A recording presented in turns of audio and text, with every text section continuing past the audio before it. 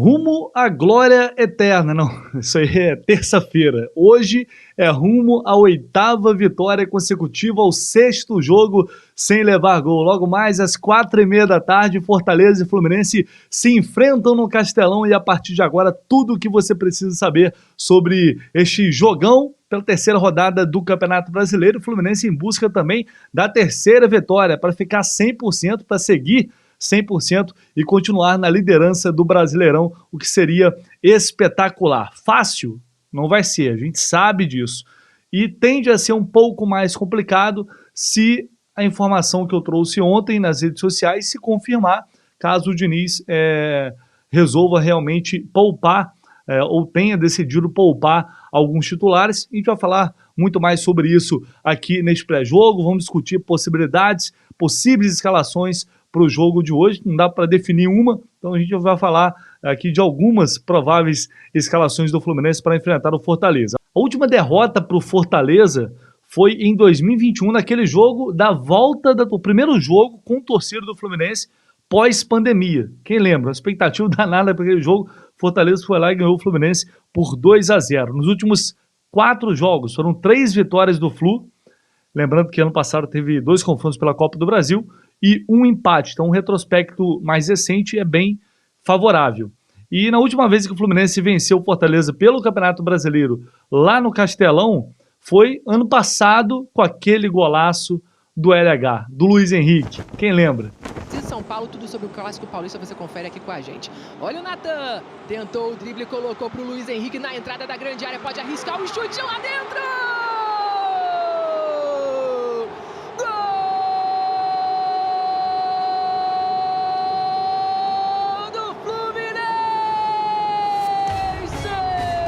Ei, saudade do LH, né? Mas vamos lá, vamos à provável escalação do Fluminense para o jogo de hoje, que é um oferecimento da Mais Ágil. Galera, e olha só, a gente vai fazer um sorteio, eu vou fazer um sorteio aqui em parceria com a Mais Ágil, uma camisa oficial do Fluminense, é isso mesmo, uma camisa oficial do Fluminense. O que você tem que fazer para concorrer a esse sorteio? Você vai aqui no link comentário, no primeiro comentário fixado, só clicar nesse link, você vai entrar em contato com a Mais Ágil e aí você vai verificar. Você vai fazer uma consulta se você tem algum saldo no FGTS que está perdido lá, está vindo dinheiro que você nem esteja esperando e está lá. E você pode antecipar essa grana, você pode receber essa grana e a Mais Ágil te ajuda a fazer isso e você recebe esse dinheiro rapidinho. Então, basicamente é isso, né? Você vai aqui no link, você vai ser direcionado para um atendimento e vai ter uma equipe especializada, super competente da Mais Ágil para te atender e te auxiliar nesse processo, e aí de quebra você ainda vai concorrer a uma camisa oficial do Fluminense. Quer melhor que isso? Então vai lá, clica aí.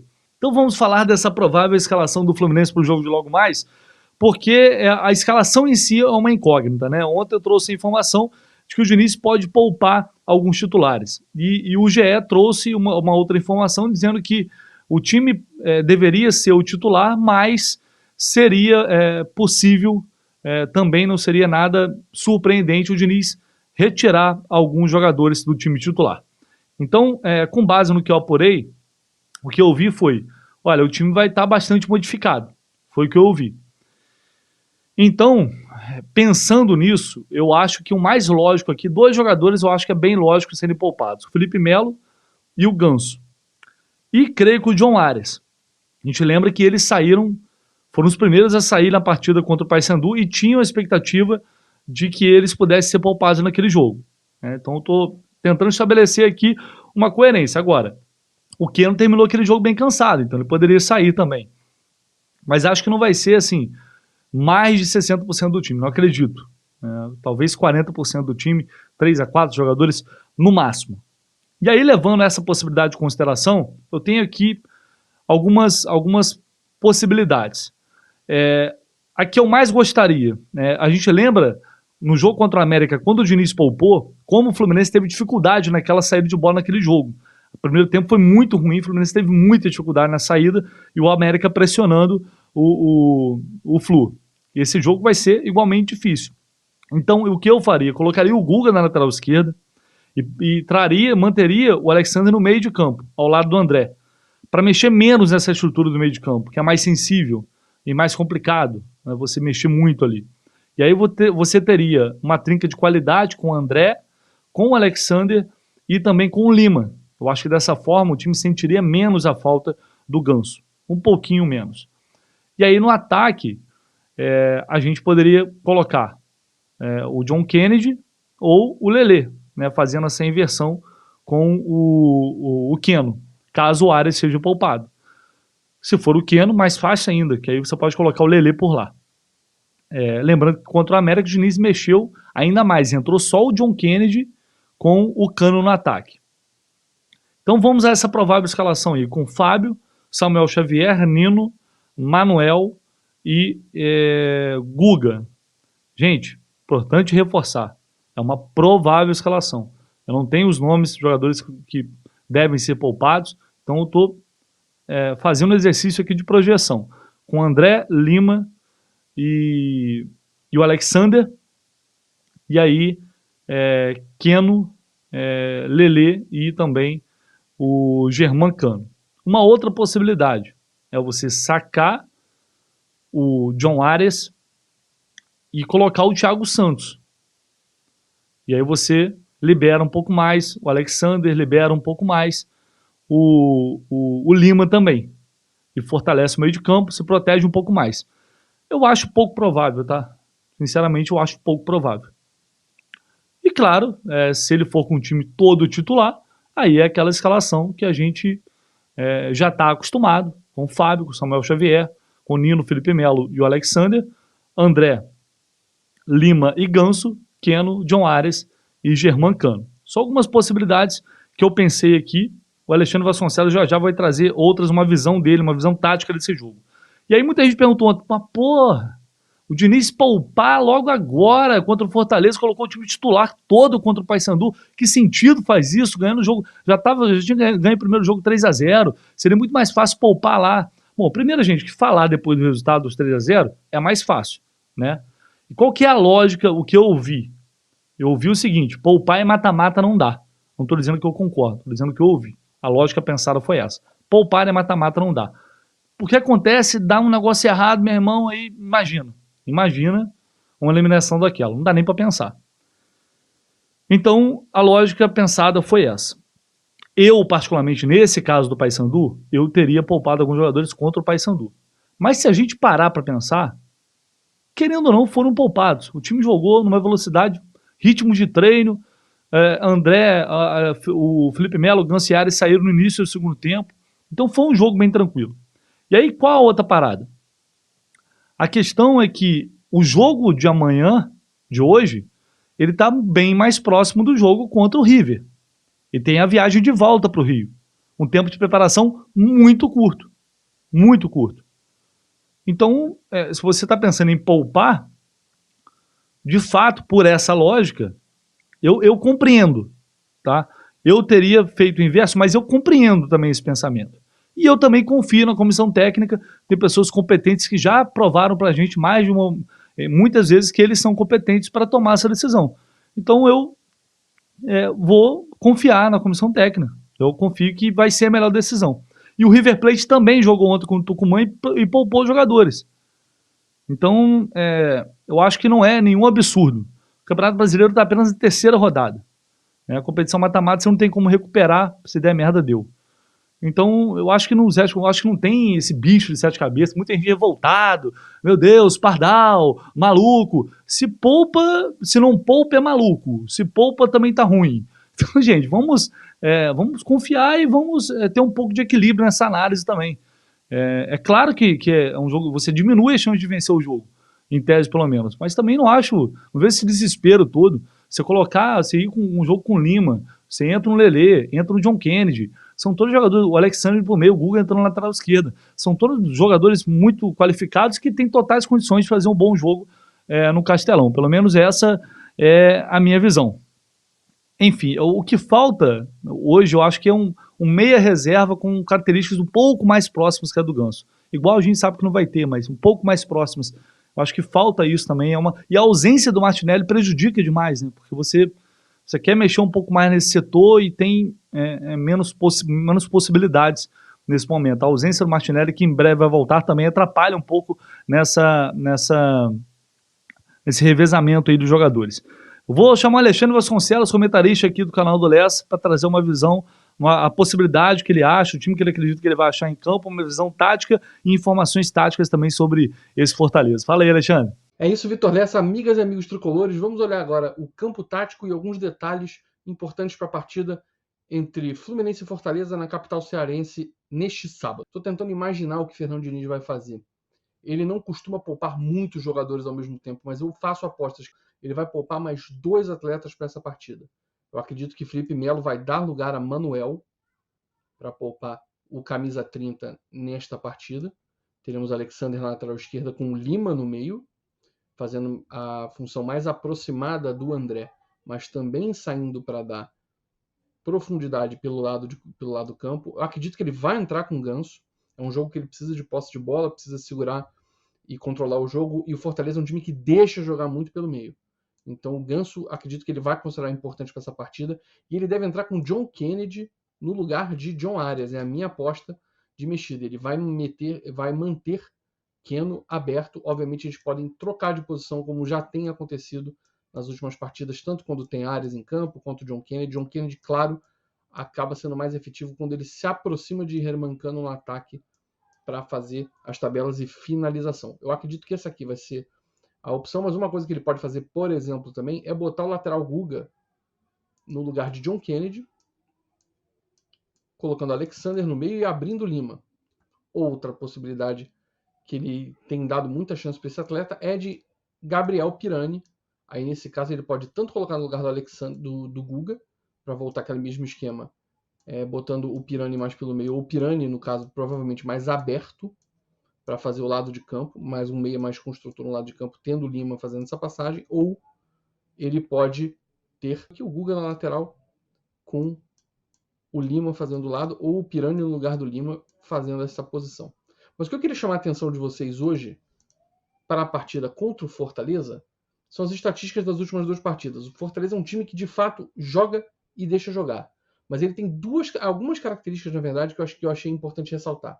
Esse aqui é o primeiro jogo do campeonato, que ele empatou contra o Internacional em casa, onde a gente vê aqui uma posse de bola aproximada. O Fortaleza tenta ficar com a bola, mas nas 2 partidas ele teve uma posse menor. Nessa aqui, o Inter é um time de muita imposição física, então reteve a posse de bola. E a gente vê aqui o número de finalizações altíssimo, de 24 finalizações para o Fortaleza contra 11 do Inter, mas apenas 6 no alvo. Uma taxa de acerto muito baixa. Mas olha que interessante, um time que desarma bastante, 13 tentativas, 11 desarmes, e apela muito para lançamentos. 12 lançamentos certos de 30 tentados, 18 errados. E a gente vê esse mesmo padrão na partida que jogou fora de casa contra o Curitiba, vitória de 3-0 lá no Couto Pereira. Você vê que o Fortaleza agora nesta coluna aqui de visitante, 45% de posse de bola. Finalizou mais no gol até do que o Curitiba, uma finalização a mais, 9-8, com 15 finalizações. Aqui o número de desarmes alto de novo, 16 desarmes.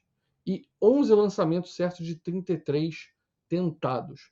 Ou seja, é uma equipe que vai apostar em variar para a bola longa, em buscar contra-ataques e disputar esse jogo pelo meio, apesar de não conseguir bloquear tanto a entrada da área. Se você assistir os melhores momentos das 2 partidas, tanto contra o Curitiba quanto contra o Inter, você vê que as 2 equipes conseguiram criar muitas chances na entrada da área da equipe cearense. E o Fluminense tem muito mais vocação ofensiva, tanto do que Curitiba quanto do que o Inter. Então acredito que por isso o Fernando Diniz vai apostar num time que consiga construir com incisividade oportunidades frente à meta do tricolor de aço, o tricolor da PC, lá em Fortaleza.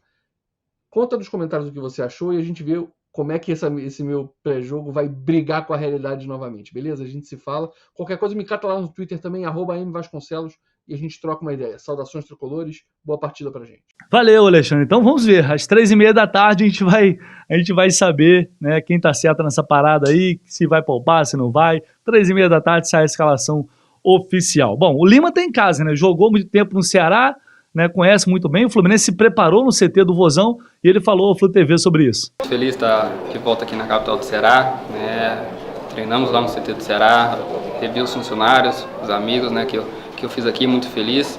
É sempre bom voltar aqui. e agora dar sequência no campeonato e vencer o jogo amanhã. E o André Almeida, dos Sistemas Verdes Mares de Comunicação, meu grande amigo André, chega com informações também do Fortaleza para este confronto. Fala, meu amigo Vitor, tudo bem? Um grande abraço a você, a todo mundo ligado no canal do Lessa. Eu sou o André Almeida, estou aqui mais uma vez para falar sobre o Fortaleza. É um prazer estar aqui novamente com todo mundo que lhe acompanha. O adversário do Fluminense nesse sábado. O Fortaleza que, assim como o Fluminense, vem embalado por um ótimo momento. São 8 jogos de invencibilidade, foi pentacampeão estadual nesse mês de abril, vem de 3 vitórias consecutivas por competições diferentes. Venceu o São Lourenço fora de casa por 2-0 pela Sul-Americana, venceu também o Curitiba por 3-0 pelo Campeonato Brasileiro e vem da classificação no meio de semana contra o Águia de Marabá, 2-0, vitória fora de casa, garantindo 8-1 no placar agregado. Então é o Fortaleza que vem embalado, vem em um ótimo momento, em uma boa fase para tentar conquistar a sua segunda vitória no Campeonato Brasileiro. Expectativa, inclusive, é de casa cheia. Mais de 40 mil torcedores estão confirmados para a partida desse sábado, então o torcedor tricolor vai chegar junto porque sabe que é o momento de apoiar a equipe nesse começo de Campeonato Brasileiro. Fortaleza que inclusive está invicto na competição, na última rodada venceu o Curitiba e estreou empatando contra o time do Internacional. E como é que deve vir a equipe do técnico Juan Pablo Vojvoda para esse confronto? Tem uma grande novidade, que é a volta do Thiago Galhardo. Galhardo que é o vice-artilheiro do Fortaleza na temporada, com 11 gols marcados, estava fora por conta de uma lesão nas costas, treinou normalmente nessa sexta-feira, no treino já pronto, e vai para o jogo. Por outro lado, o atacante Juan Martín Lucero, artilheiro do Fortaleza na temporada, com 12 gols marcados, não vai ficar à disposição. Esse é um desfalque pesado, inclusive, para o time do Fortaleza. O Lucero, que é também o líder em assistências, tem 6 passes para gols na temporada, o atacante argentino. Sentiu uma lesão muscular na coxa, está fora da partida. A tendência é que o Vojvoda monte uma equipe que jogue com base na velocidade para tentar explorar os espaços deixados pelo time do Fluminense. E a provável escalação tem Fernando Miguel no gol, Tinga na lateral direita, Brits e Tite formando a dupla de zaga e Bruno Pacheco na lateral esquerda. O meio de campo tem 2 volantes, Caio Alexandre e Lucas Sacha, e deve ter o Caleb como meia armador responsável pela criação das jogadas, ou então o Pochettino, pode aparecer também nesse meio de campo. Pikachu na direita, Moisés na esquerda do ataque e o Galhardo na referência como centroavante. Essa é a provável escalação do Fortaleza. Se tratando de Vojvoda, ele pode mudar, ele faz muitas alterações de um jogo para outro, até os jogadores mesmo, às vezes não sabem qual vai ser a escalação, mas esse é o provável Fortaleza que vem embalado, que vem num bom momento para tentar superar o Fluminense. Sabe que a tarefa é muito difícil, mas aposta na força do torcedor para, quem sabe, conquistar esse resultado positivo. Certo, meu amigo Vitor?